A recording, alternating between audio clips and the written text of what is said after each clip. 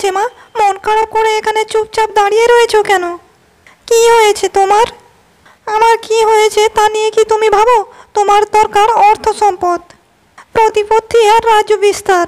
নিজের সন্তানের প্রতি তুমি একদম খেয়াল রাখো না। ছি মা, এমন কথা তুমি কেন বলছো? আমি কি তোমাকে ভালোবাসি না? মা, দয়া করে আমাকে একটু একা থাকতে দাও। এই পৃথিবীটা আমার কাছে অর্থহীন মনে হয়।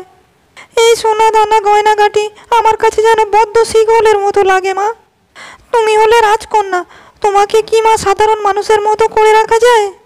তোমাকে থাকতে হবে ঐশ্বর্য নিয়ে, সবাই যেন দেখে বলে হ্যাঁ এই এক সুন্দরী রাজকন্যা। আমি এসব কিছুই চাই না মা। এই তো সামনে তোমার জন্মদিন চলে এসেছে, আর মাত্র কয়েকটা দিন বাকি।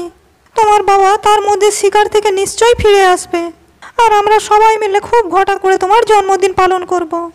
প্রতি বছর এইসব শুনতে শুনতে আমি ক্লান্ত হয়ে গেছি মা। প্রতিবারই আমার জন্মদিনের সময় বাবা নিজের কাজে ব্যস্ত থাকেন, কোনোবারই তিনি আসতে পারেন না। হঠাৎ করে তুমি এখানে, তুমি দেখছো না আমি রাজকুমারীর সাথে কথা বলছি? ক্ষমা করবেন রানীমা, রাজামশাই খবর পাঠিয়েছেন তিনি এইবারে রাজকন্যার জন্মদিনে থাকতে পারবেন না, আর রাজকন্যার জন্মদিনের উপহার স্বরূপ একটা সুন্দর কোহিনূর হীরা পাঠিয়েছেন। কি হলো মা, এইবারে মিলল তো আমার কথা? আর বিশ্বাস হলো তো আমি তোমাদের কাছে কতটা অপ্রয়োজনীয়? তুমি তোমার বাবাকে ভুল বুঝছো। হয়তো তিনি কোনো দরকারি কাজে আটকে পড়েছেন, তাই হয়তো তোমার জন্মদিনে আসতে পারছেন না। তুমি দয়া করে তোমার বাবাকে ভুল বুঝো না, তিনি তোমাকে খুব ভালোবাসেন। শোনো মা, আমি তোমার কাছে কোনো কৈফিয়ত চাইনি, দয়া করে আমাকে একটু একা থাকতে দাও।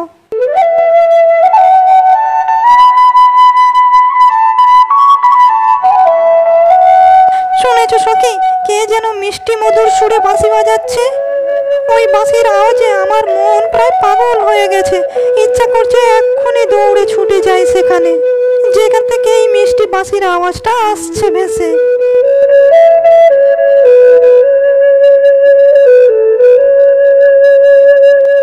তুমি ঠিকই বলেছো রাজকন্যা, এমন মধুর মিষ্টি বাঁশির আওয়াজ আমি কোনোদিনও শুনিনি।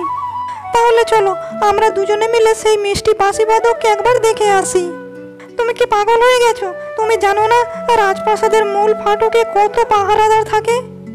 তারা যদি একবার জানতে পারে আমি আর তুমি বাইরে বেরোবার পরিকল্পনা করছি, একেবারে বন্দি করে কারাগারে পাঠিয়ে দেবে আমাদের দুজনকেই।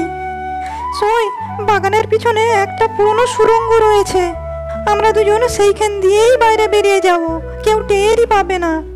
আবার বিকেলের মধ্যেই ফিরে আসবো।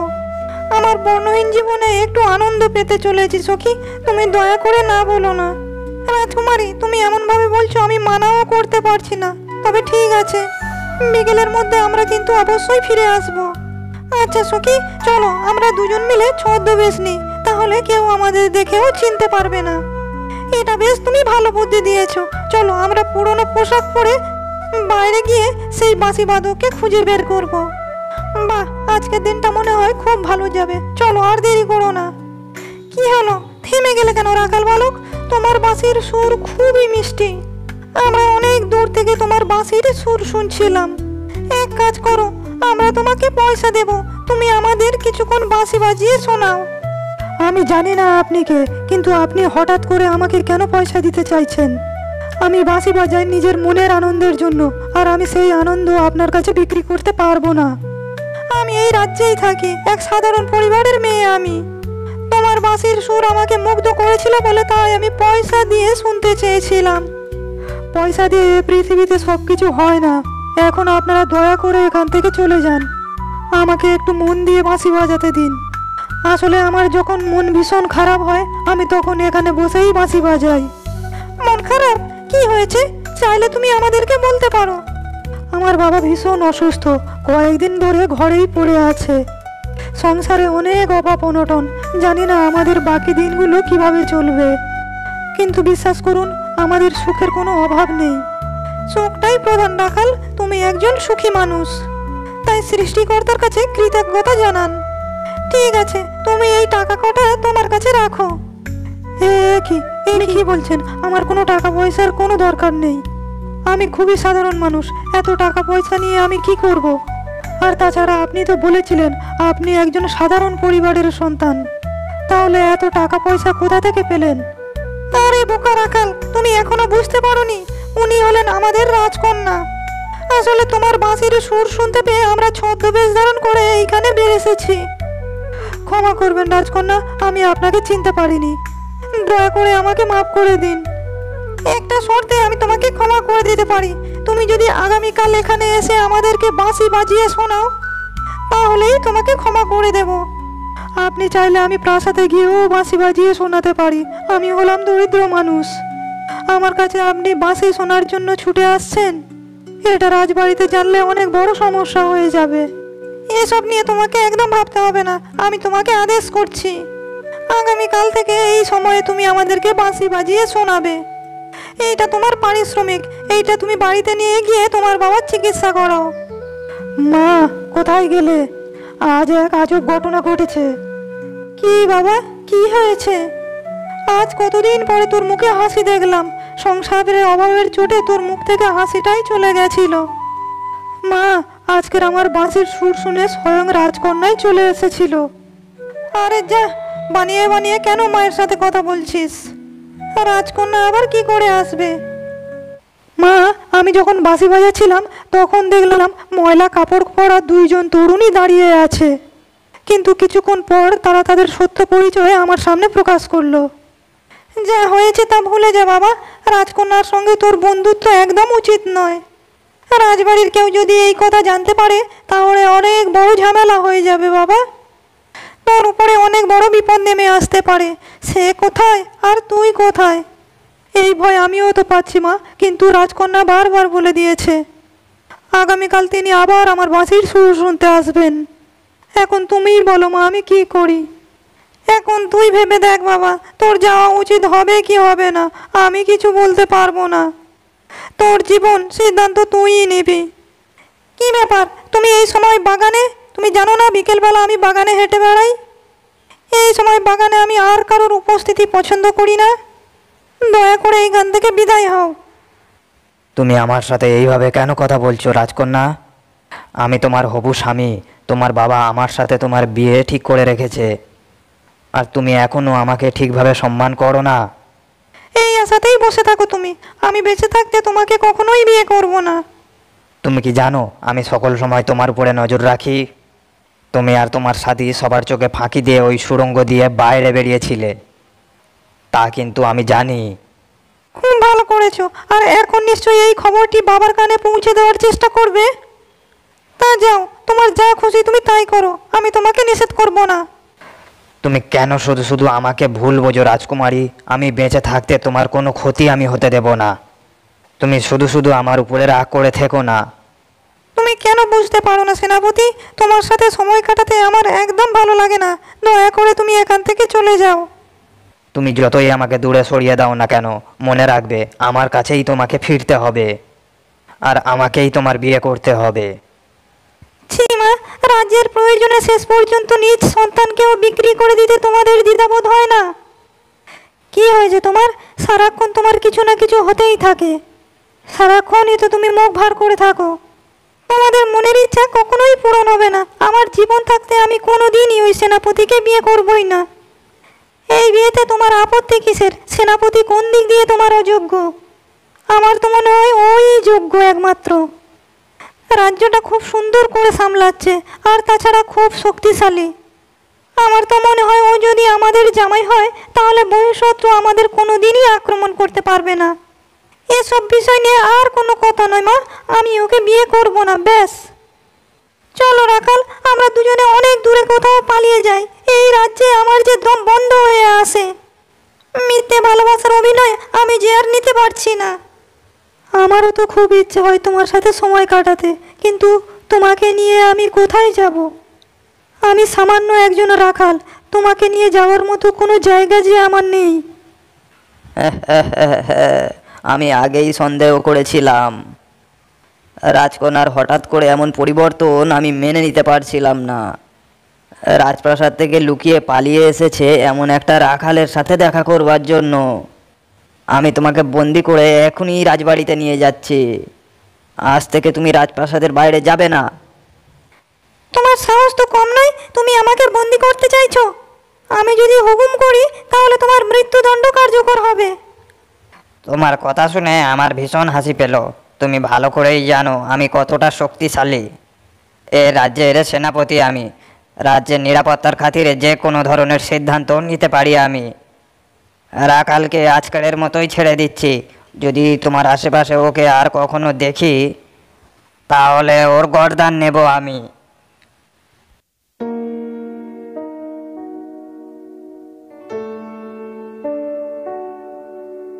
তুমি কে গো? আর এইখানে মন খারাপ করে বসে আছো কেন? তোমার কি হয়েছে? মন খারাপ করে এই ঘন জঙ্গলে বসে আছো কেন? আমার মন একদম ভালো নেই পড়ি। আমি একজনকে ভালোবাসি আর তাকে বিয়ে করতে চাই, কিন্তু কিন্তু সে রাজকন্যা আর আমি এক দরিদ্র রাখাল। শুধু শুধু মন খারাপ করো না। দরিদ্র হওয়া তো কোনো অপরাধ নয়। সৃষ্টিকর্তা কাউকেও দরিদ্র করে পাঠায় না। তুমি চাইলেই ধনী হতে পারো।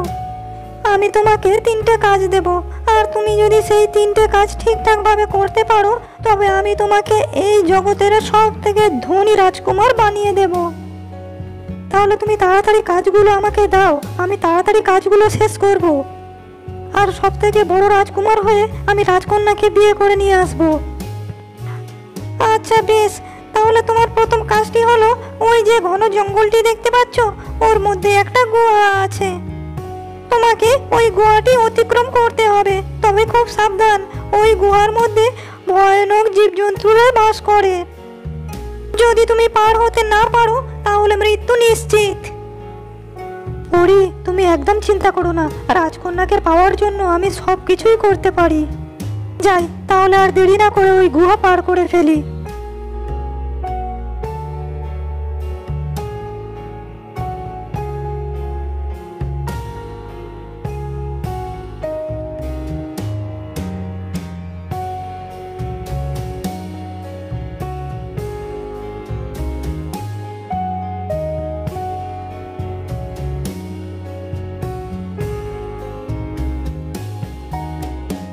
দেখো পড়ি, আমি ওই গুহা পার করে এসেছি।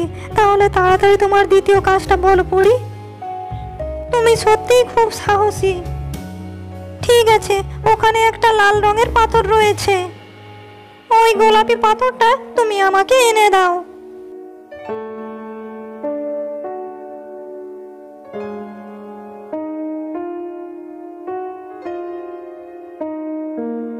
এই তো লাল পাথরটা আমি পেয়ে গেছি, কিন্তু কিন্তু এখানে তো অনেক সোনা দানা পড়ে রয়েছে। কি করব আমি বুঝতে পারছি না। কয়েকটি সোনা দানা কি আমি সঙ্গে নিয়ে নেব? না না, সোনা দানার আমার কোনো দরকার নেই। তার থেকে বরঞ্চ আমি যেই কাজটা করতে এসেছি সেই কাজটা করেই চলে যাই। পরি, এই দেখো আমি তোমার লাল পাথরটা নিয়ে এসেছি। তুমি শুধু আমাকে পাথরটা আনতে বলেছিলে, তাই শুধু পাথরটাই নিয়ে এসেছি। সত্যি তুমি খুবই সৎ একজন লোক। আমি তোমাকে পরীক্ষা করবার জন্যই ওখানে পাঠিয়েছিলাম। আমি দেখতে চেয়েছিলাম যে ওই সোনা দানা হিরে জহরত দেখে তুমি লোভে পড়ে যাও কিনা, কিন্তু তোমার মধ্যে কোনো লোভ নেই। তাই তো তুমি শুধু লাল পাথরটা নিয়েই ফিরে এসেছো। পরি, আমি কখনো কোনোদিন লোভে পড়িনি আর কারোর কখনো কোনো ক্ষতিও করিনি। তুমি আমাকে তৃতীয় কাজটার কথা বলো। শর্তটা পূরণ করতে পারলেই আমি খুশি। ওই দূরে একটা নদী দেখতে পাচ্ছ? ওই নদী থেকে তুমি আমাকে জল এনে দেবে। যদি তুমি আমার জন্য জল এনে দিতে পারো তাহলেই তুমি জয়ী।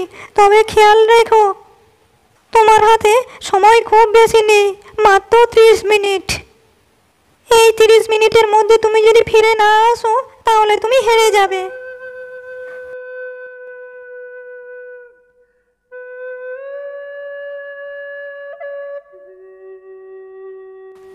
আরে হরিণটার কি করুণ অবস্থা, মনে হয় খুব ব্যথা পেয়েছে।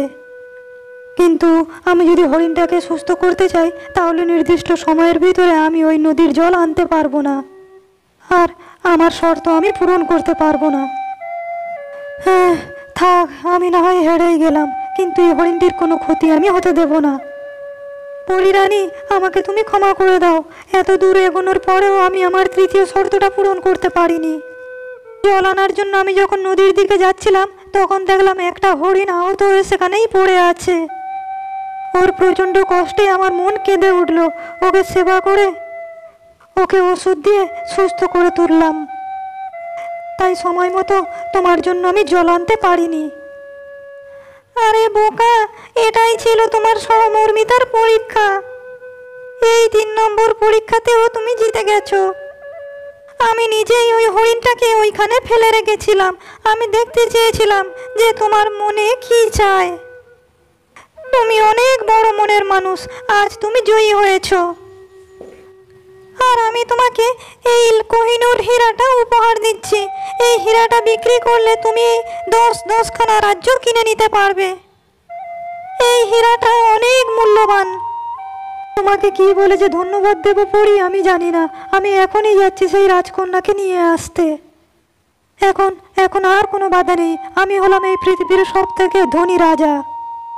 রাজকন্যা, আমি সামান্য কটা দিন বাড়িতে ছিলাম না, আর তুমি তারই মধ্যে সামান্য একটা রাখালের সাথে মেলামেশা শুরু করেছো। জানো না তুমি রাজকন্যা, সাধারণ কোনো ছেলের সাথে তোমার মেলামেশা করতে নেই।